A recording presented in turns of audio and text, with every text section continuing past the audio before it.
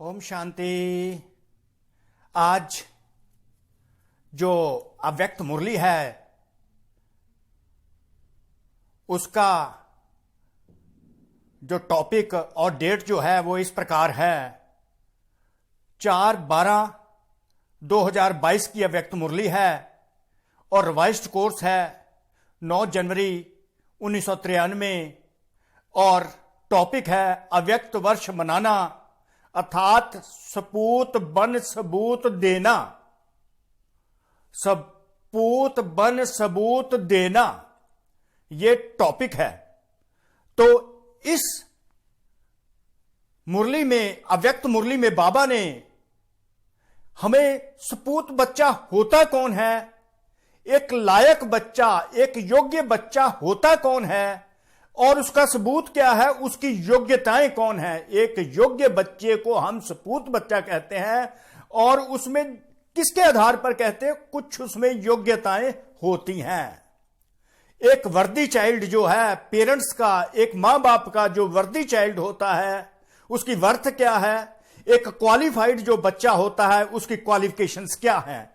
जो उसकी क्वालिफिकेशंस है वो उसका सपूत है। उन क्वालिफिकेशंस के आधार पर बाबा उसको क्वालिफाइड सपूत बच्चा कहते हैं। तो सपूत वर्दी चाइल्ड, तो उसकी वर्थ क्या है, उसकी क्वालिफिकेशंस क्या है, क्वालिफाइड चाइल्ड। एक लायक बच्चा किन बातों के आधार पर लायक है। तो जिस बातों के आधार पर एक बच्चा लायक बनता है वो बातें हमने देखनी है और वही बातें अपने आप में धारण करनी है। और ऐसा सपूत बच्चा जब अपनी सपूत स्थिति में होता है, अपने सबूत देता है, तो बाबा उसको अव्यक्त स्थिति कहते हैं, जिससे अव्यक्त फरिश्ता बनता है। ऐसा क्वालिफाइड बच्चा on the basis of his qualifications अव्यक्त फरिश्ता बनता है और अव्यक्त फरिश्ते से देवात्मा भविष्य जन्म में सतयुग में देवता बनता है। तो ब्राह्मण आत्मा सपूत बच्चा बने, अव्यक्त फरिश्ता बने तो फिर वो देवता बनता है। ब्राह्मण सो फरिश्ता सो देवता, ब्राह्मण सो सपूत सो देवता। तो अव्यक्त वर्ष मनाना अर्थात सपूत बन सबूत देना। तो आज हम देखते हैं कि अव्यक्त फरिश्ता कौन बनता है। वो सपूत बच्चा, उस सपूत बच्चे की क्या क्वालिफिकेशंस है, क्वालिफाइड बच्चा कौन सा होता है। अगर वो क्वालिफिकेशंस हम अपने आप में धारण कर लेते हैं तो हम भी बाबा के सपूत बच्चे अव्यक्त फरिश्ते कहलाते हैं। तो उसके बाद हमारी जो कंपिटेंसी होती है, हम एलिजिबल बन जाते हैं देवात्मा बनने के लिए। तो जो इक्वेशंस है ब्राह्मण सो फरिश्ता सो देवता जो है वो कंप्लीट हो जाती है, वो अचीव हो जाती है। तो जो एम ऑब्जेक्ट है ये संगम युग का बाबा ने रखा हुआ ब्राह्मण सो फरिश्ता सो देवता, वो हम कंप्लीट हो जाता है तो सतयुग की स्थापना हो जाती है। ऐसे सपूत बच्चे जो फरिश्ते बनते हैं वही देवते सतयुग में कहलाए जाते हैं और देवात्मा बन जाते हैं।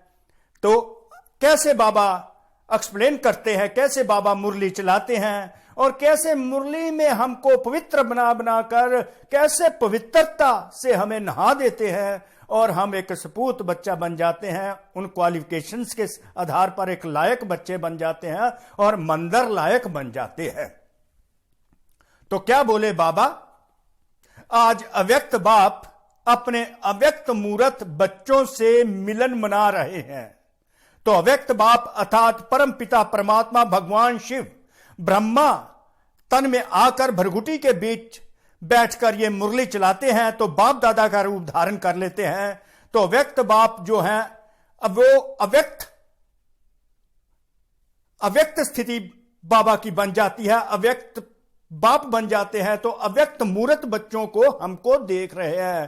तो बाबा हमको अव्यक्त मूर्त के रूप में देख रहे हैं, पर अव्यक्त मूर्त की कौन सी क्वालिफिकेशंस है वो आगे बाबा बताएंगे। तो आज मिलन जो है अव्यक्त बाप परम पिता परमात्मा भगवान शिव ब्रह्मा तन में आकर हम अव्यक्त मूर्त बच्चों से मिलन मना रहे हैं। कैसा मधुर मिलन है जो स्वयं परमात्मा आकर हम बच्चों से मिलन मनाते हैं। कितने पद्मा पदम भाग्यशाली हम बच्चे हैं, स्वयं भगवान आकर हम बच्चों से मिलन मनाते हैं। तो कैसा भाग्यशाली संगम युग है। वाह वाह वाह वाह। अव्यक्त अव्यक्त अर्थात व्यक्त भाव से न्यारे और अव्यक्त बाप समान प्यारे। अव्यक्त अर्थात व्यक्त भाव से न्यारे और अव्यक्त बाप समान प्यारे। अव्यक्त स्थिति बाबा बताना चाहते हैं क्या? अव्यक्त किसको कहते हैं? व्यक्त भाव से न्यारे, जो कॉर्पोरियल फीलिंग्स है इस दुनिया की, व्यर्थ जो बातें हैं उससे हम न्यारे हो जाते हैं, नेगेटिव फीलिंग से हम न्यारे हो जाते हैं। तो अव्यक्त बाप ब्रह्मा बाप जिस प्रकार स्नेही रहा, प्यारा रहा, उस प्रकार हम भी प्यारे बन जाते हैं। तो अव्यक्त स्थिति वो स्थिति जहां पर हमारी टोटल पॉजिटिविटी होती है और इस दुनिया की जो है कॉर्पोरियल फीलिंग्स होती हैं उससे हम बिल्कुल न्यारे हो जाते हैं। नेगेटिव से हम बिल्कुल परे हो जाते हैं और टोटल पॉजिटिव स्थिति जो हमारी होती है वो अव्यक्त स्थिति हो जाती है और अव्यक्त बाप समान हम प्यारे बन जाते हैं। तो व्यर्थ से न्यारे होकर परम पिता परमात्मा भगवान के साथ हम प्यारे बन जाते हैं, जिस प्रकार ब्रह्मा बाप न्यारे और प्यारे रहे। सभी बच्चे विशेष इस वर्ष ऐसे बाप समान बनने का लक्ष्य रखते हुए यथाशक्ति बहुत अच्छा पुरुषार्थ कर रहे हैं। तो परमात्मा ने क्या नोट किया, भगवान शिव ने क्या नोट किया कि सभी बच्चों ने ये लक्ष्य रखा है कि अव्यक्त बाप समान अव्यक्त फरिश्ता बनना है। उसके लिए यथाशक्ति अपनी अपनी कैपेसिटी के अनुसार सब अच्छा पुरुषार्थ कर रहे हैं। तो बाबा ने हमारे पुरुषार्थ को नोटिस किया कि हम कैसा पुरुषार्थ कर रहे हैं। तो लक्ष्य भी बाबा ने यह बता दिया कि अव्यक्त फरिश्ता बनने के लिए, बाप समान प्यारे बनने के लिए हर बच्चा बाबा का यथाशक्ति पुरुषार्थ कर रहा है, एफर्ट्स कर रहा है बाप समान प्यारा बनने के लिए। और बाप समान जो प्यारा बनना है, लक्ष्य कैसे बनना है, लक्ष्य के साथ और क्या नोटिस किया? एक तो है यथाशक्ति, बाबा ने कहा भी सब मेहनत कर रहे हैं, सब पुरुषार्थ कर रहे हैं। लक्ष्य के साथ लक्षण भी धारण करते चल रहे हैं। साथ साथ जो बच्चों ने लक्ष्य रखा है कि बाप समान प्यारे बनने का, अव्यक्त फरिश्ता बनने का जो लक्ष्य रखा है, अव्यक्त फरिश्ते के जो लक्षण है वो भी धारण करते जा रहे हैं। जो लक्ष्य के साथ लक्षण, क्वालिफिकेशंस भी जो वर्थ होती है वो भी धारण करते जा रहे हैं। तो बाबा ने नोटिस किया पुरुषार्थ के साथ साथ जो लक्षण होते हैं लक्ष्य को अचीव करने के लिए, उसको भी धारण करते जा रहे हैं। बाबा ने जो जो नोटिस किया वो हमको बताते जा रहे हैं। हमारी स्थिति कैसे बाबा ऊंची करते हैं, कैसे अप्रिशिएट करना शुरू कर देते हैं। तो यहां से सीखना है कि जब हम किसी को अप्रिशिएट करते हैं तो उसकी स्थिति ऊंची हो जाती है। तो यह भी एक बाप समान बनना होता है कि जब हम किसी से प्यार करते हैं, किसी की ऊंची स्थिति बना देते हैं, मंग उत्साह के साथ किसी को ऊंची स्थिति पर ले जाते हैं, तो बाप समान बनने का एक प्यारी मूर्त बन जाते हैं। तो लक्ष्य के साथ लक्षण भी धारण करते चल रहे हैं। जिस प्रकार परमात्मा हमको अप्रिशिएट करते हैं, अगर हम औरों को भी अप्रिशिएट करें तो बाप समान बनते हैं। लक्ष्य के साथ लक्षण भी धारण करते चल रहे हैं। बाप दादा सभी बच्चों का पुरुषार्थ देखकर हर्षित होते हैं। हमारा पुरुषार्थ देखकर परमात्मा, परम पिता परमात्मा बहुत ही खुश होते हैं। तो इसी प्रकार अगर परम पिता परमात्मा हमको अप्रिशिएट करते हैं तो हम भी अन्य आत्माओं को अप्रिशिएट करना सीखें। और हमको देखकर अगर परम पिता परमात्मा हर्षित होते हैं तो हमें सीखना है कि हम भी दूसरों को देखकर हर्षित होते रहें, दूसरों के पुरुषार्थ को देखकर हर्षित होते रहें। यही लक्षण है जो बाप समान प्यारे बना देते हैं। बाप समान प्यारे देखकर हमारे पुरुषार्थ को बाबा हर्षित होते हैं। हर बच्चा यथाशक्ति पुरुषार्थ कर रहा है बाप समान बनने का। लक्ष्य के साथ साथ सारे लक्षण धारण करते जा रहे हैं। हर एक समझते हैं कि यही समान बनना स्नेह का सबूत है। बाबा ये भी बताते जा रहे हैं कि हर बच्चा जिसका लक्ष्य है बाप समान बनने का, और ये जो स्नेह है ये स्नेह का सबूत है, ये स्नेह का सबूत है। हर बच्चा बाप समान बनना चाहता है तो ये स्नेह का सबूत है। इसलिए ऐसे सबूत देने वाले बच्चों को ही सपूत बच्चे कहा जाता है। बाबा ने यहां पर डिफाइन कर दिया, जो बाप समान स्नेही बनना चाहते हैं, बाप समान स्नेही बनना चाहते हैं, वो जो स्नेह है, बाप समान बनने का जो प्यार है, स्नेह है, वो एक किस्म का सबूत है। और ऐसे बच्चों को जो ऐसा सबूत देते हैं उनको बाबा सपूत कहते हैं। तो सपूत बच्चों को देख बाप दादा खुश भी होते हैं और विशेष एक्स्ट्रा मदद भी करते हैं, मदद भी देते हैं। ऐसे सपूत बच्चे जो परमात्मा पिता के समान, ब्रह्मा बाप समान अव्यक्त फरिश्ता बनना चाहते हैं और पुरुषार्थ कर रहे हैं, लक्षण धारण कर रहे हैं, स्नेही बच्चे, ऐसे बच्चों को बाबा कहते हैं कि एक्स्ट्रा मदद भी मिलती है। बाबा उनकी एक्स्ट्रा मदद भी करते हैं। लक्ष्य को प्राप्त करने के लिए ऐसे बच्चे जो पुरुषार्थ कर रहे हैं, लक्षण धारण कर रहे हैं, लक्षण को धारण करने के लिए बाबा उनको एक्स्ट्रा मदद भी देते हैं। ऐसे स्नेही बच्चे जो स्नेह का सबूत देते हैं, ब्रह्मा बाप समान फरिश्ता बनते हैं, बाप समान बनने के लिए जो पुरुषार्थ करते हैं, उस पुरुषार्थ में परमात्मा स्वयं मदद एक्स्ट्रा देते हैं। तो जितना हिम्मतवान बनते हैं उतना पदम गुना बाप की मदद के स्वतः ही पात्र बन जाते हैं, हिम्मतवान बनते हैं। जितना बच्चे कर्जियस बनते हैं, जितना पुरुषार्थ में मेहनत करते हैं, हिम्मत करते हैं, हिम्मतवान बनते हैं, अर्थात वो हिम्मत यूज करते हैं बाप समान बनने की, उसमें पदम गुना बाप की मदद स्वतः ही ऑटोमेटिकली बाबा के बच्चों को मिलती रहती हैं। तो वो बच्चे जो ऐसे पात्र बन जाते हैं, ऐसे जो पात्र बच्चों की निशानी क्या होती है, अब जो है साइंस ऑफ द वर्दी चिल्ड्रन, ये पात्र बच्चों की निशानियां आगे क्या हैं, जिनको पदम गुना बाप की मदद मिलती रहती है। ऐसे हिम्मतवान बच्चे जो सबूत देना चाहते हैं, बाप समान बनना चाहते हैं, ऐसे बच्चों को एक्स्ट्रा मदद मिलती है और उनको स्वतः ही ये बच्चे बाबा की मदद के पात्र बन जाते हैं। ऐसे पात्र बच्चों की निशानी क्या होती है, बाबा आगे निशानियां बताने लगे हैं। जैसे बाप के लिए गायन है कि बाप के भंडारे सदा भरपूर हैं, ऐसे सपूत बच्चों के सदा सर्व के दिल के स्नेह की दुआओं से, सर्व के दिल के स्नेह की दुआओं से, सर्व के सहयोग की अनुभूतियों से, सर्व खजानों से भंडारे भरपूर रहते हैं। जिनको बाबा की मदद मिलती है उनकी निशानी क्या है कि बाबा की मदद की निशानी है कि जैसे बाबा के भंडारे भरपूर रहते हैं, बाबा के भंडारे भरपूर रहते हैं, उसी प्रकार बच्चों की बुद्धि रूपी जो भंडारा है उसमें सर्व आत्माओं की दुआएं, सर्व आत्माओं के दिल के स्नेह की दुआएं, सर्व आत्माओं का जो कॉपरेशन है, उनकी जो अनुभूतियां हैं, और सर्व खजानों से ऐसे बच्चों के भंडारे भरपूर रहते हैं। सर्व आत्माओं से दुआएं मिलती हैं, सर्व आत्माओं से सहयोग मिलता है, सर्व खजानों से भंडारे भरपूर रहते हैं।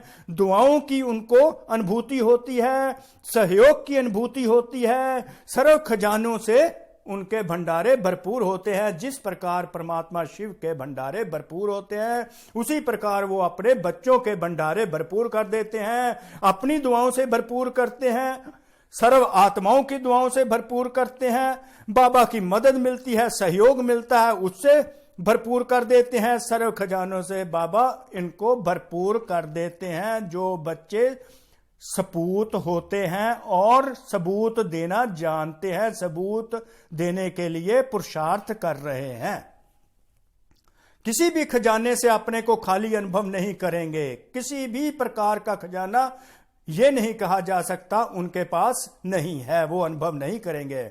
सदा उनके दिल में यही गीत स्वतः बजता रहेगा, आ प्राप्त नहीं कोई वस्तु बाप के हम बच्चों के भंडारे में।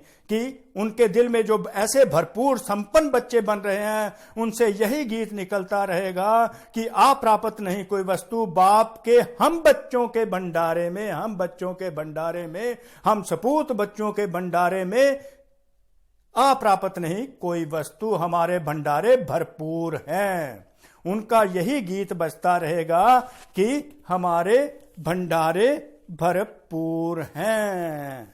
इस प्रकार परमात्मा कैसे एक्सप्लेन करते जा रहे हैं कि बच्चों के जिस प्रकार मेरे भंडारे भरपूर हैं उसी प्रकार बच्चों के भंडारे भरपूर हैं। तो यहां पर जो बात चलती है वो सूक्ष्म बातें चलती हैं, सूक्ष्म पुरुषार्थ है। तो सूक्ष्म बातों से, सूक्ष्म दुआओं से, सूक्ष्म सहयोग से जिसकी अनुभूतियां होती हैं, सूक्ष्म सर्व खजानों से बाबा अपने बच्चों के भंडारे भरपूर कर देते हैं। तो किसी भी प्रकार की कमी नहीं बच्चों को होती और बच्चों के मुंह से यही गीत निकलता रहता है कि आ प्राप्त नहीं कोई वस्तु हम बच्चों के खजानों में, हम बच्चों के भंडारे में। उनकी दृष्टि से, वृत्ति से, वाइब्रेशन से, मुख से, संपर्क से सदा भरपूर आत्माओं का अनुभव होता है।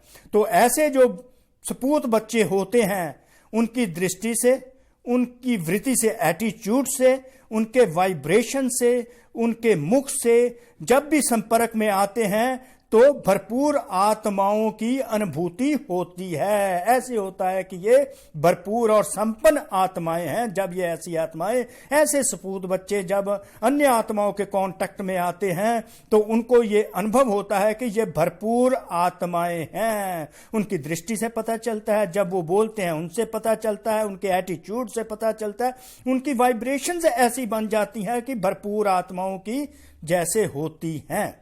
तो ऐसे बच्चे सदा बाप के साथ भी और साथी भी हैं। ये सपूत बच्चे हमेशा बाप के साथ रहते हैं, बाप के साथ कंबाइंड रहते हैं, बाप के दिल तख्त पर विराजमान रहते हैं। तो साथ भी हैं और साथी भी हैं। परमात्मा स्वयं बोल रहे हैं यह डबल अनुभव हो कि हम हर बच्चे को बता रहे हैं ये डबल अनुभव हो, साथ भी है साथी भी हैं। स्वयं की लगन में सदा साथ का अनुभव करते और सेवा में सदा साथी स्थिति का अनुभव करते।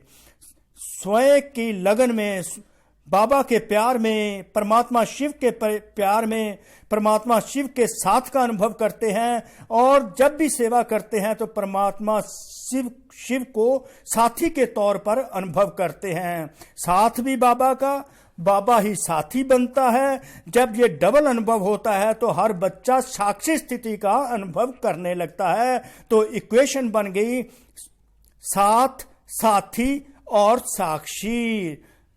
डिटैच्ड ऑब्जर्वर की स्थिति बन जाती है जब हम बच्चे जो परमात्मा के सपूत बच्चे हैं, जो सबूत देते हैं परमात्मा के समान स्नेही बनने का, तो परमात्मा से उनको एक्स्ट्रा मदद मिलती है। तो सर्व खजानों से भरपूर होते हैं, उनकी वाइब्रेशन से पता चलता है। तो परमात्मा, वो बच्चे साथ का भी अनुभव करते हैं, साथी का भी अनुभव करते हैं। तो उसके पास उनकी स्थिति जो साक्षीपन की स्थिति हो जाती है, जिन पर किसी प्रकार का भी उस दुनिया का प्रभाव नहीं पड़ सकता। किसी प्रकार की अटैचमेंट उनको अपनी तरफ आकर्षित नहीं करती। वो डिटैच्ड ऑब्जर्वर बन जाते हैं। इस प्रकार परमात्मा से प्राप्तियां होती हैं ऐसे बच्चों को, सपूत बच्चों को, वर्ती बच्चों को, लायक बच्चों को। यह दोनों अनुभव साथी और साथ का स्वतः ही बाप समान साक्षी अर्थात न्यारा प्यारा बना देता है। साथ, साथी और साक्षी न्यारा प्यारा बच्चे को बना देता है। जैसे ब्रह्मा बाप को देखा कि बाप और आप कंबाइंड रूप में सदा अनुभव किया। जैसे ब्रह्मा बाप साकार में जब थे तो उनको जब बच्चे देखते थे तो ऐसे अनुभव था, ऐसे अनुभव होता था, ब्रह्मा बाप भगवान शिव के साथ कंबाइंड है, सबको ऐसे अनुभव होता था और ब्रह्मा बाप ने ऐसा अनुभव सबको करवाया। तो इसी प्रकार वो सपूत बच्चे बाप का साथ भी अनुभव करते, उसको साथी भी अनुभव करते और साक्षीपन की स्थिति, न्यारे प्यारेपन की स्थिति डिटैच्ड ऑब्जर्वर की बन जाती है। तो इसी प्रकार ब्रह्मा बाप समान वो भी अनुभव करवाने लगते हैं। कंबाइंड स्वरूप को कोई अलग नहीं कर सकता। ऐसे सपूत बच्चे सदा अपने को कंबाइंड रूप अनुभव करते हैं। जिस प्रकार ब्रह्मा बाप अपने आप को कंबाइंड अनुभव करवाता था, उसी प्रकार बाबा कहते सपूत बच्चे कंबाइंड रूप अनुभव करवाते हैं। कोई ताकत नहीं है ऐसे बच्चों को बाबा के साथ से अलग कर सके, कोई ताकत नहीं जो बाबा के और सपूत बच्चों के कंबाइंड रूप को अलग कर सके। तो इस प्रकार बाबा सपूत बच्चे की निशानियां बताते जा रहे हैं। जो बच्चे सर्व की दुआएं, सर्व से सहयोग प्राप्त होता है, सर्व खजानों से भरपूर होते हैं, उनकी दृष्टि वृत्ति वाइब्रेशंस और मुख से और जब भी संपर्क में आते हैं तो भरपूर आत्माओं का अनुभव होता है। और ऐसे बच्चे परमात्मा शिव के साथ कंबाइंड रहते हैं, उनके ऐसा अनुभव करते हैं बाबा साथ है, बाबा साथी है और साक्षीपन की स्थिति हासिल कर लेते हैं। जैसे ब्रह्मा बाप अनुभव करते थे और करवाते थे कि बाबा उनके साथ है, कंबाइंड है, और ऐसे ही सपूत बच्चे बाबा के साथ कंबाइंड है और इस कंबाइंड स्थिति को कोई भी अलग कर नहीं सकता। तो इस प्रकार ये निशानियां चल रही हैं किसकी? सपूत बच्चे की। और ये ऐसा सपूत बच्चा ऐसी निशानियां अगर दिखाई देता है तो वो सबूत है। जैसे सतयुग में देवताओं की प्रकृति दासी रहती है, अर्थात सदा समय प्रमाण सहयोगी रहती है, ऐसे सबूत बच्चों की श्रेष्ठ स्थिति कारण सर्व शक्तियां और सर्व गुण समय प्रमाण सदा सहयोगी रहते हैं, अर्थात सर्व शक्तियों के गुणों के राज्याधिकारी रहते हैं। जिस प्रकार बाबा ने बताया हुआ है, सतयुग में देवताओं की प्रकृति दासी होती है। ये जो नेचर है देवताओं को कोऑपरेट करती है, उनकी दासी होती है, देवताओं को कोऑपरेट करती है, उनकी दासी होती है। उसी प्रकार जो सपूत बच्चे होते हैं उनकी श्रेष्ठ स्थिति बनी होती है, क्योंकि बाबा के साथ रहकर उनको बाबा के साथ जब कंबाइंड करते हैं बच्चे, तो बाबा की जो सर्व शक्तियां और सर्व गुण बच्चों में ट्रांसफर हो जाते हैं, तो उनकी ऊंची श्रेष्ठ स्थिति बन जाती है। उच्च श्रेष्ठ स्थिति के कारण सर्व शक्तियां और सर्व गुण बाबा के ऐसे सपूत बच्चों के सहयोगी बन जाते हैं।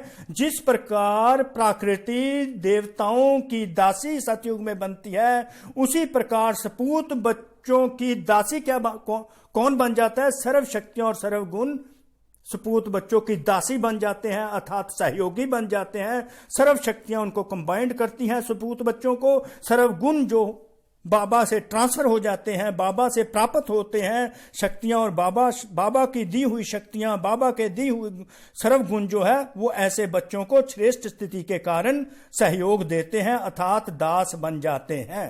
अर्थात सर्व शक्तियों तो परमात्मा फर्दर बताते हैं कि सर्व शक्तियों के और गुणों के राज्य अधिकारी बन जाते हैं। तो सारी पावर्स जो होती हैं, सब वर्चुज होते हैं, उनके राज्य अधिकारी बन जाते हैं, रूलर बन जाते हैं, उसके राजा बन जाते हैं। राजा किसके? सर्व शक्तियों के, सर्व गुणों के।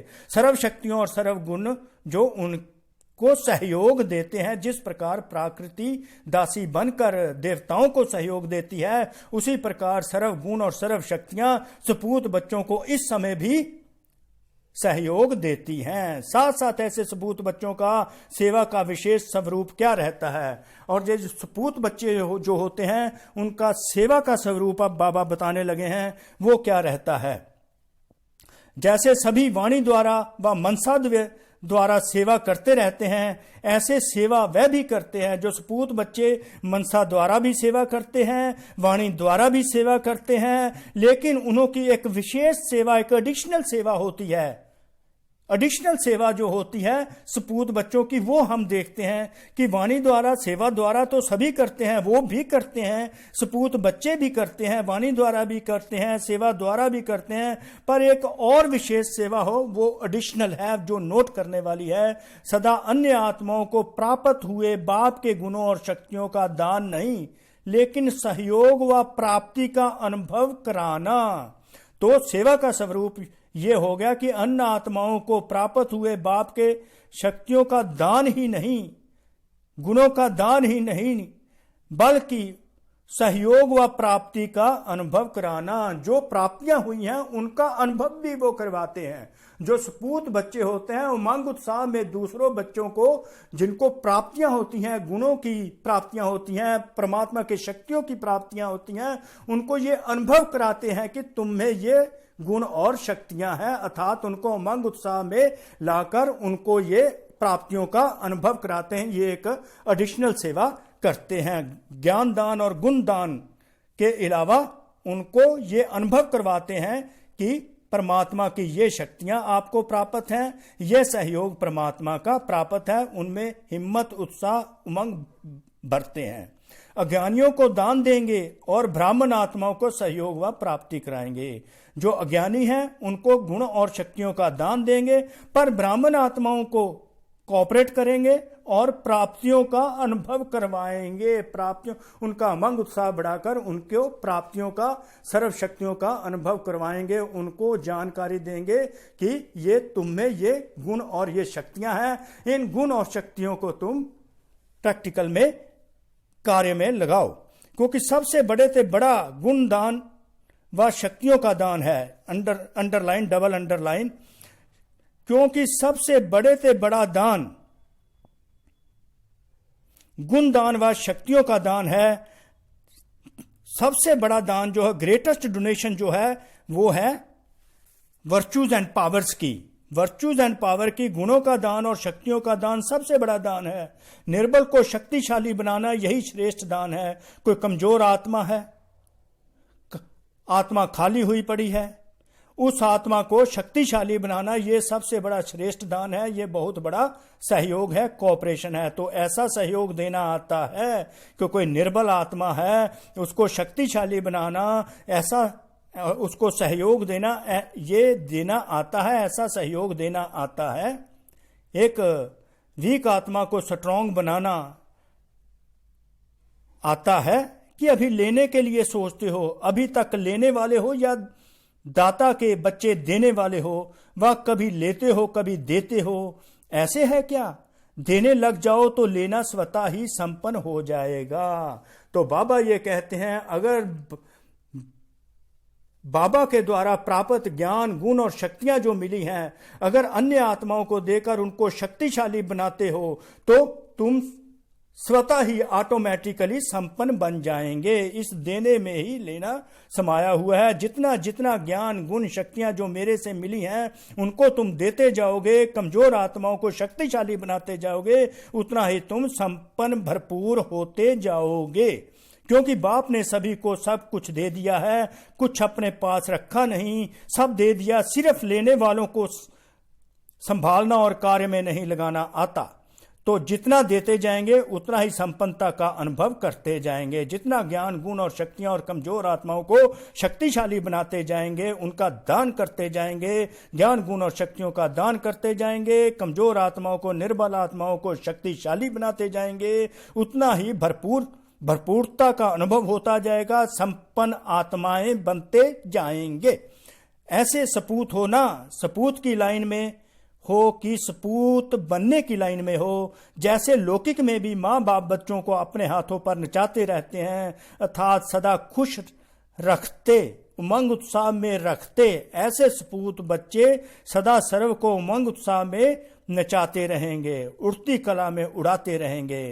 तो जिस प्रकार हम इस दुनिया में देखते हैं, लौकिक माँ बाप अपने बच्चों को सदा खुश रखते हैं, उमंग उत्साह में रखते हैं, उनको नचाते रहते हैं, ऐसे ही सपूत बच्चों की एक और निशानी है, सदा सर्व को उमंग उत्साह में नचाते रहेंगे, उड़ती कला में उड़ाते रहेंगे। तो यह वर्ष अव्यक्त वर्ष मना रहे हो। अव्यक्त वर्ष अर्थात बाप के सपूत बन सबूत देने वाला बनना है। ऐसा सबूत देना और मनाना। अव्यक्त का अर्थ ही है व्यक्त भाव और व्यक्त भावना से परे, नेगेटिव फीलिंग से परे। अव्यक्त भाव का अर्थ है कि नेगेटिविटी से परे और पॉजिटिविटी को धारण करना। जीवन में उड़ती कला व गिरती कला का आधार दो बातें हैं। अब देखिए, बाबा ने उड़ती कला और गिरती कला के लिए दो बातें बताई हैं। अगर हमने उड़ती कला में जाना है तो किन बातों का ध्यान रखता है? अगर हम उन बातों का ध्यान नहीं रखते तो हमारी गिरती कला हो जाती है। तो गिरती कला, उड़ती कला और गिरती कला का आधार बातें बाबा बताने लगे हैं।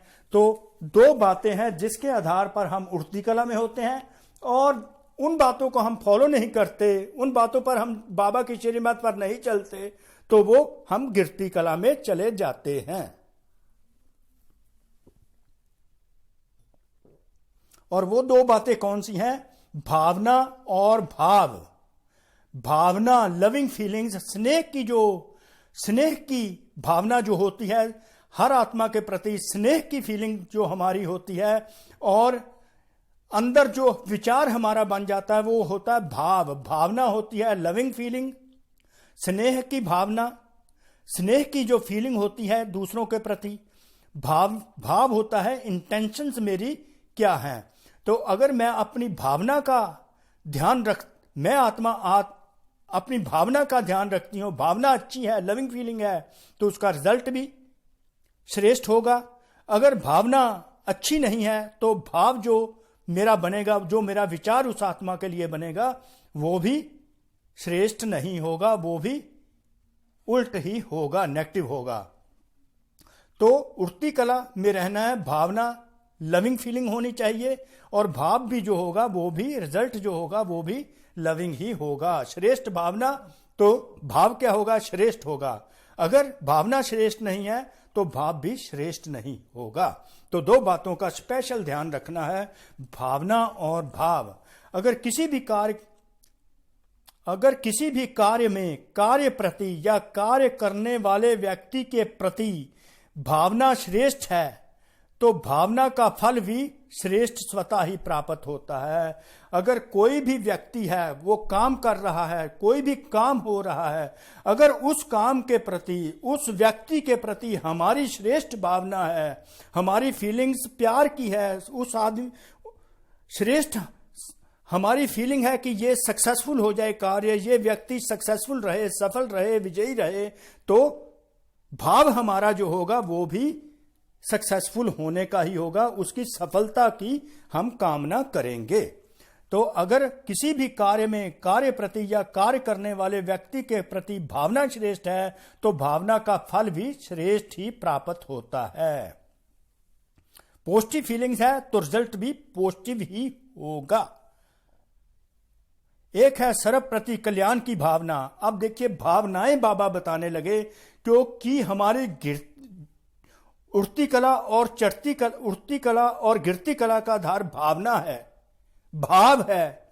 तो कौन कौन सी भावनाएं हो जिसके कारण हमारा जो रिजल्ट हो, हमारे भाव जो हो वो भी श्रेष्ठ मिल जाएं। और वो भावनाएं कौन सी हैं, कौन कौन सी हमारी फीलिंग्स होनी चाहिए? नंबर 1, सर्व प्रति कल्याण की भावनाएं। सर्व प्रति कल्याण की भावना, ये फीलिंग होनी चाहिए कि सबका कल्याण हो, सबका भला हो, पहला पॉइंट।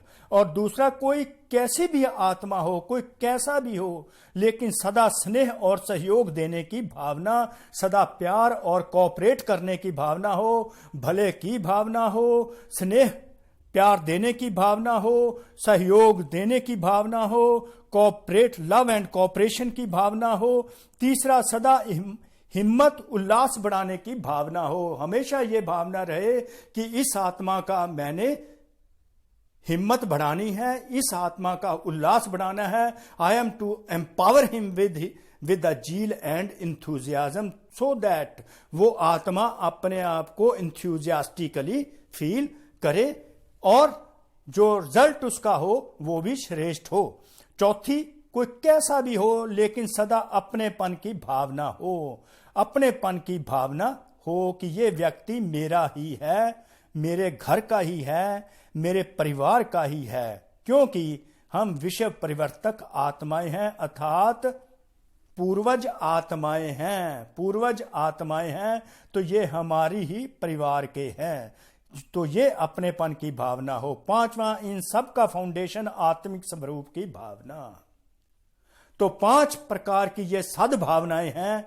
तो अगर ये सद्भावनाओं के आधार पर हम अपना जीवन चलाते हैं तो हमारी उठती कला हो जाती है। हर आत्मा के प्रति कल्याण की भावना, हर आत्मा के प्रति कल्याण की भावना, हर आत्मा के प्रति स्नेह सहयोग की भावना, हर आत्मा को हम हिम्मत और उत्साह उमंग दिलाते रहें और अपना समझकर हिम्मत उमंग उत्साह दिलाते रहें और आत्मिक स्वरूप में रहें। जब हम आत्मिक स्वरूप में रहती हैं, सबका कल्याण करने के लिए आत्मिक स्वरूप पर सोचते हैं और उनको अपने ही परिवार का समझते हैं, उनको स्नेह देते हैं, सहयोग देते हैं और उनका हौसला बढ़ाते हैं, उनमें उमंग उत्साह भरते हैं, तो ऐसी भावनाओं के साथ हम अपना जीवन व्यतीत करते हैं तो हम उड़ती कला में रहते हैं। हम भी उड़ती कला में रहते हैं तो जो भी हमारे संबंध संपर्क में होते हैं तो वो भी उड़ती कला में रहते हैं। तो इस प्रकार हमारी उड़ती कला अन्य आत्माओं के लिए उड़ती कला बन जाती है।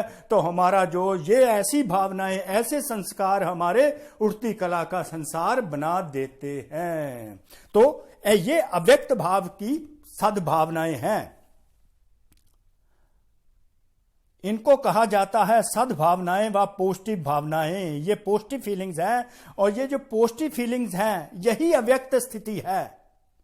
तो अव्यक्त बनना अर्थात ये सर्व सद्भावनाएं रखना, डबल अंडरलाइन।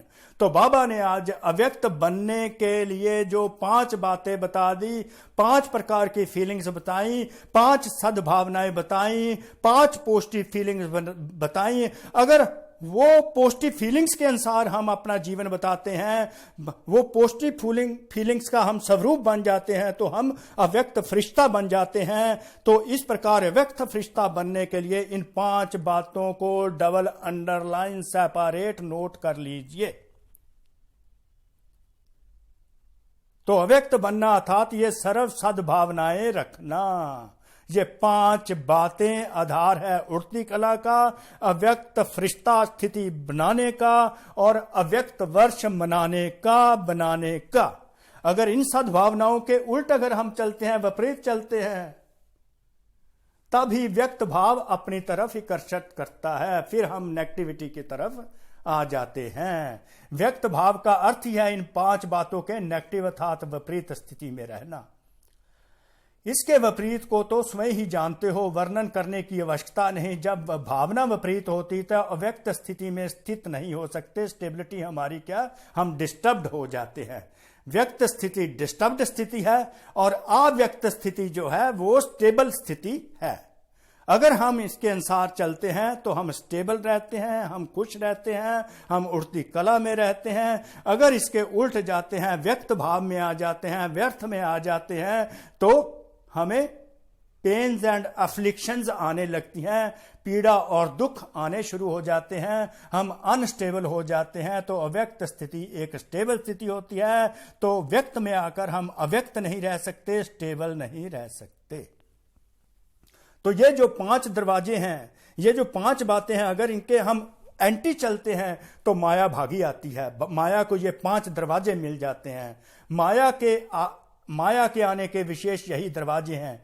किसी भी विघ्न को चेक करो, उसका मूल प्रीत के बजाय विपरीत भावनाएं ही होती हैं। कोई भी हमारे लाइफ में, हमारे जीवन में कोई भी विघ्न आते हैं, कोई भी रुकावटें आती हैं, कोई भी समस्याएं आती हैं, कोई दुख आते हैं, कोई दर्द आते हैं, तो उनका मूल कारण यही होता है कि जो प्रीत के बजाय विपरीत भावनाएं ही होती हैं। ऐसी सद्भावनाएं नहीं होती और विपरीत भावनाएं होती हैं, जिसके कारण हम दुखों को और दर्दों को अपनी ओर आकर्षित कर लेते हैं। भावना पहले संकल्प रूप में आती है।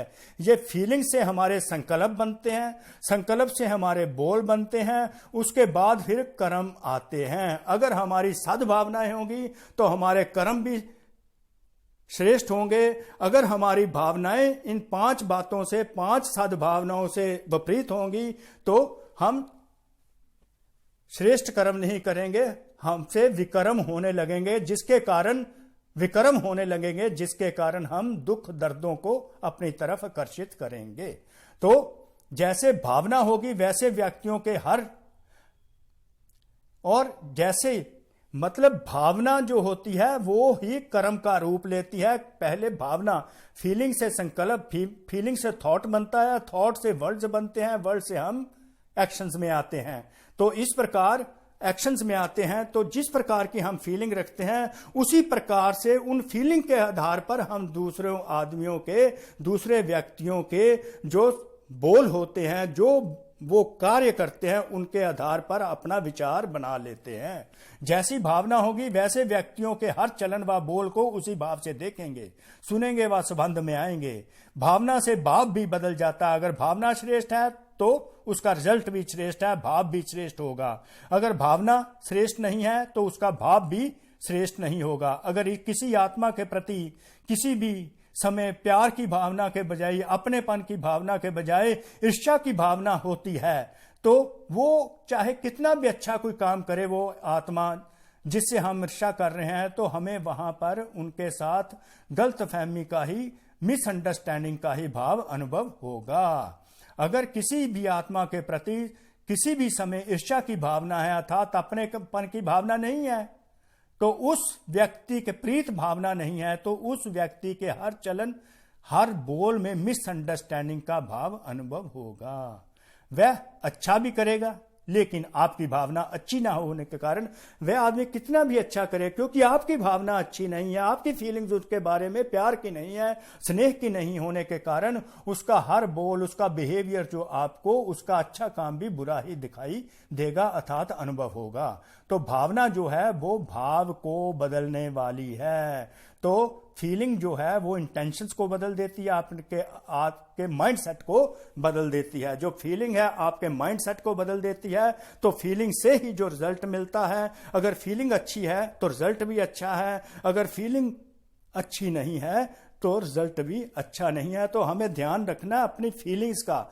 वो फीलिंग्स किस आधार पर हो, वो 5 फीलिंग्स,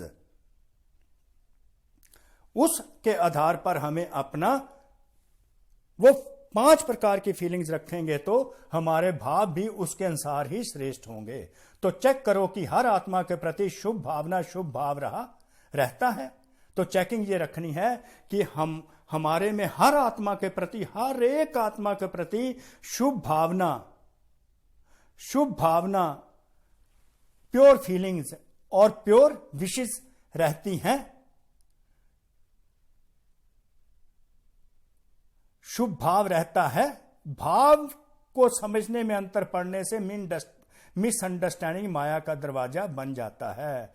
तो भाव को जो हम समझते हैं, आइडिया, माइंडसेट ऐसा बना लेते हैं कि जिससे मिसअंडरस्टैंडिंग हो जाती है, तो वो माया का दरवाजा बन जाता है। व्यक्त स्थिति बनाने के लिए विशेष अपनी भावना और भाव को चेक करो। तो अव्यक्त स्थिति बनाने के लिए हमें ये 5 जो सद्भावनाएं बताई हैं उसके आधार पर चलेंगे तो हमारी अव्यक्त स्थिति होगी, वो भावना रखनी है। तो सहज अव्यक्त स्थिति में विशेष अनुभव करते रहेंगे। तो आज मुरली में बाबा ने अव्यक्त स्थिति बनाने के लिए 5 बातें बताई।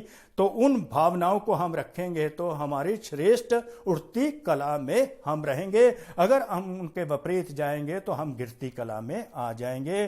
तो हमें ध्यान क्या रखना है, अपनी भावना और भाव का ध्यान रखना है, इसको चेक करना है। अगर इसके विपरीत जाते हैं तो कोई अच्छी आत्मा भी है तो उसके प्रति हमारी भावना अच्छी नहीं है, तो मिसअंडरस्टैंडिंग, माया का दरवाजा खुल जाएगा, दुख दर्द जो है, पीड़ा शुरू हो जाएगी। तो कई बच्चे अशुद्ध भावना व अशुभ भाव से भी अलग रहते हैं। कई बच्चे, बाबा कहते हैं कि इम्प्योर थॉट्स, इम्प्योर फीलिंग्स विशिष्ट से दूर तो रहते हैं, लेकिन एक है शुभ भाव और शुभ भावना। नंबर 1 शुभ भाव, शुभ भावना। दूसरी है व्यर्थ भाव, व्यर्थ भावना। तीसरी है साधारण भाव और साधारण भाव, साधारण भावना और भाव। क्योंकि ब्राह्मण आत्मा अर्थात सेवा भाव, ब्राह्मण आत्मा का मतलब है सेवा भाव। तो साधारण भावना व साधारण भाव नुकसान नहीं करता, लेकिन जो ब्राह्मण जीवन का कर्तव्य है शुभ भावना से सेवा भाव वह नहीं कर सकते। इसलिए ब्राह्मण जीवन में जो सेवा का फल जमा होने का वरदान है उसका अनुभव नहीं कर सकते। तो साधारण भावना और भाव को भी श्रेष्ठ भावना श्रेष्ठ भाव में परिवर्तन करो।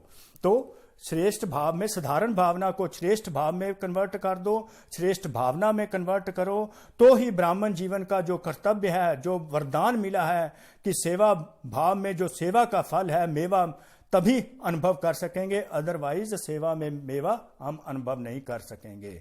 चेंज करेंगे तो चेंज करेंगे और अव्यक्त फरिश्ता बाप समान सहज बन जाएंगे। तो समझा अव्यक्त वर्ष में कैसे मनाना है कि साधारण भाव को श्रेष्ठ भावना में बदलना है।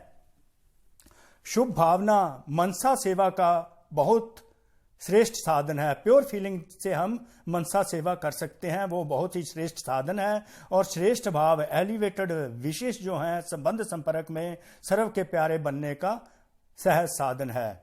तो सर्व के जो संबंध संपर्क में सबसे हमने प्यारा बनना है उसका आधार है प्योर फीलिंग्स और प्योर विशेष। जो सदा हर एक के प्रति श्रेष्ठ भाव धारण करता है वही माला का समीप मन का बन सकता है। जो हर आत्मा के प्रति श्रेष्ठ भावना रखता है वही माला का मन का बन जाता है। माला का मन का प्रतीक है हर मन का जो है एक दूसरे के समीप हो, क्योंकि माला संबंध संपर्क में समीप और श्रेष्ठता की निशानी है। कोई किसी भी भाव से बोले व चले, लेकिन आप सदा हर एक प्रति शुभ भाव श्रेष्ठ भाव धारण करो। हर आत्मा के प्रति एलिवेटेड फीलिंग्स हमारी होनी चाहिए, श्रेष्ठ भावनाएं होनी चाहिए। अगर श्रेष्ठ भावनाएं होंगी तो हर आत्मा के प्रति हम नजदीक पहुंचेंगे, उनके साथ हमारे जो संबंध संपर्क होंगे हमारे जो हारमोनियस हो जाएंगे, स्वीट रिलेशंस उनके साथ बन जाएंगे। तो जो माला का प्रतीक होता है, तो हर दाना माला का जिस प्रकार समीप होता है उसी प्रकार हमारे संबंध संपर्क भी श्रेष्ठ हो जाते हैं। तो जो इसमें विजयी होते हैं वही माला में प्रोने के अधिकारी बन जाते हैं। इस प्रकार संबंध संपर्क में माला का दाना बनने के लिए हमें अपनी शुभ भावना शुभ कामना कैसी भी आत्मा हो उसके प्रति रखनी है। चाहे सेवा के क्षेत्र में भाषण नहीं कर सकते, प्लानिंग नहीं बना सकते, लेकिन जो हर एक के संबंध संपर्क में शुभ भाव रखते हैं तो यह शुभ भाव सूक्ष्म भाव में जमा हो जाएगा, सूक्ष्म सेवा गिनी जाएगी। ऐसे शुभ भाव वाला सदा सभी को सुख देगा। जो आत्मा गुड फीलिंग्स और प्योर फीलिंग्स रखती है हर आत्मा के प्रति, वो सदा सबको सुख देती है, सदा ही सुख लेती है। शुभ भाव ऐसे शुभ भाव वाला सदा सभी को सुख देगा, सुख लेगा। तो बाबा ने विधि बताती, अगर हमारी फीलिंग्स जो हैं, हमारी जो विशेष हैं हर एक के लिए प्योर रहती हैं तो हमें उन आत्माओं को सुख देते हैं और हम भी सुख अनुभव करते हैं। हम भी हैप्पी रहते हैं, वो भी हैप्पी रहते हैं। बस हमने उनके लिए प्योर फीलिंग्स रखनी है। तो यह भी सेवा है और यह सेवा भाव आगे नंबर लेने का अधिकारी बना देगा। इसलिए माला का मन का बन जाएंगे। समझा? कभी भी ऐसी नहीं सोचना कि हमको तो भाषण करने का चांस ही नहीं मिलता, बड़ी बड़ी सेवा का चांस नहीं मिलता, लेकिन यह सेवा भाव का गोल्डन चांस लेने वाले चांसलर की लाइन में आ जाएगा, अर्थात विशेष आत्मा बन जाएगा। इसलिए इस वर्ष में विशेष या शुभ भावना और श्रेष्ठ भाव धारण करने का विशेष अटेंशन रखना है। Double underline. तो हमें शुभ भावना और श्रेष्ठ भावना धारण करनी है, जिससे हम माला के मन के बन जाएंगे। हमारे क्लोज हारमोनियस रिलेशन इस समय भी अनुभव होंगे, स्वीट रिलेशंस अनुभव होंगे। हमारे रिश्ते जो है वो बहुत ही प्यारे हो जाएंगे अगर हम में शुभ भावना और श्रेष्ठ भावना की धारणा है। अशुभ भाव और अशुभ भावना को भी अपने शुभ भाव और शुभ भावना में परिवर्तन कर सकते हो। हमारी जो बैड विशेस हैं, इम्प्योर फीलिंग्स हैं, उनको हम गुड विशेस में, गुड फीलिंग्स में, प्योर फीलिंग्स में कन्वर्ट कर सकते हैं। सुनाया था ना कि गुलाब का पुष्प बदबू की खुशबू से खुशबू धारण कर खुशबूदार फूल बन सकता है। तो आप श्रेष्ठ आत्माएं अशुभ व्यर्थ साधारण भावना और भाव को श्रेष्ठ में नहीं बदल सकते। वह कहेंगे क्या करेंगे, इसकी है ही अशुभ भावना, इनका भाव ही मेरे प्रति बहुत खराब है, मैं क्या करूं। ऐसे तो नहीं बोलेंगे ना। आपका तो टाइटल ही है विश्व परिवर्तक। जब प्रकृति को तमोगुणी से सतोगुणी बना सकते हो तो क्या आत्माओं के भाव और भावना के परिवर्तक नहीं बन सकते। तो यही लक्ष्य बाप समान अव्यक्त फरिश्ता बनने के लक्षण सहज और स्वतः लाएगा। समझा कैसे अव्यक्त वर्ष मनाना है। मनाना अर्थात बनना, यह ब्राह्मणों की भाषा का सिद्धांत है। बनना है ना कि सिर्फ मनाना है। तो ब्राह्मणों में वर्तमान समय इसी पुरुषार्थ की विशेष आवश्यकता है और यही सेवा माला के मनकों को समीप लाए माला प्रसिद्ध करेगी। माला के मन के अलग अलग तैयार हो रहे हैं, लेकिन माला अर्थात दाने की समीपता। तो यह दो बातें दाने से समीपता का साधन है। कौन? शुभ भावना और शुभ कामना। इसको ही कहा जाता है सपूत अर्थात सबूत देने वाला, कि हर आत्मा के प्रति हम शुभ भावना शुभ कामना रखते हैं तो हम सपूत बच्चे हैं और यही हमारा सबूत है। और वो 5 सद्भावनाएं वो हमारे सपूत बच्चे की क्वालिफिकेशंस हैं। तो अब बाबा याद प्यार देते हैं। चारों ओर के सर्व स्नेह का सबूत देने वाले, चारों ओर सर्व स्नेह का सबूत देने वाले सबूत बच्चों को, सदा बाप समान फरिश्ता बनने के मौन उत्साह में रहने वाली आत्माओं को, सदा सर्व प्रति श्रेष्ठ भावना श्रेष्ठ भाव रखने वाली विजयी आत्माओं को, सदा हर आत्मा को श्रेष्ठ भावना से परिवर्तन करने वाली विश्व परिवर्तक आत्माओं को, सदा विजयी बन विजय माला में समीप आने वाली विजयी रत्नों को बाप दादा का अव्यक्त वर्ष की मुबारक के साथ साथ याद प्यार और नमस्ते। इस प्रकार बाबा ने आपको याद प्यार दिया, इसको स्वीकार कर लीजिए।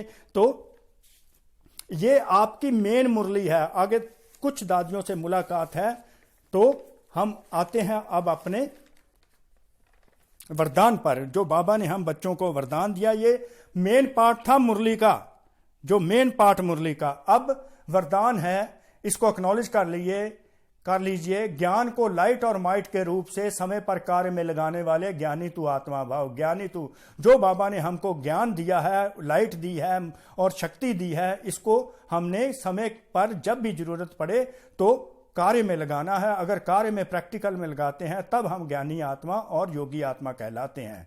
ज्ञान अर्थात नॉलेज, और नॉलेज इज लाइट माइट कहा जाता है। ज्ञान का मतलब नॉलेज, और इसको ही लाइट माइट कहा जाता है। जब लाइट अर्थात रोशनी मतलब समझ है, ज्ञान है, समझ है, समझदार है, तो कि क्या बात राइट है क्या रॉन्ग है, और हमें परखने की शक्ति का पता चल जाता है।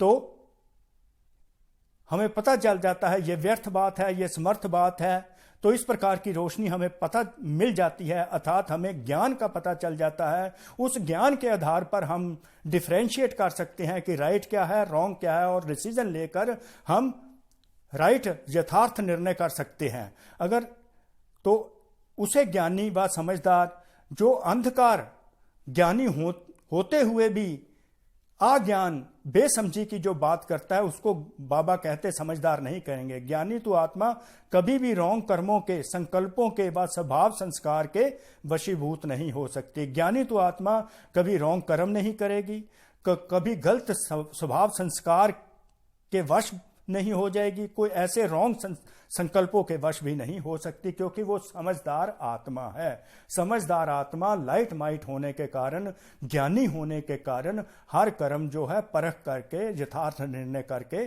करती है, समझदार आत्मा बनती है। ऐसी आत्मा को ही कोई भी रॉन्ग कर्म नहीं करती, कोई संकल्प गलत नहीं करती, कोई स्वभाव संस्कार के वश होकर कोई गलत बात नहीं करती। इसको ज्ञानी तो योगी आत्मा, ज्ञानी तो आत्मा भाव का वरदान कहते हैं।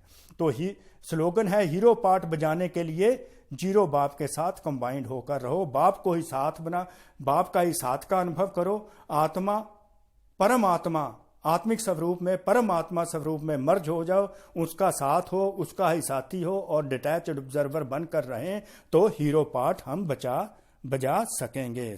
सब बच्चों ने बड़े ही ध्यान से मुरली को सुना।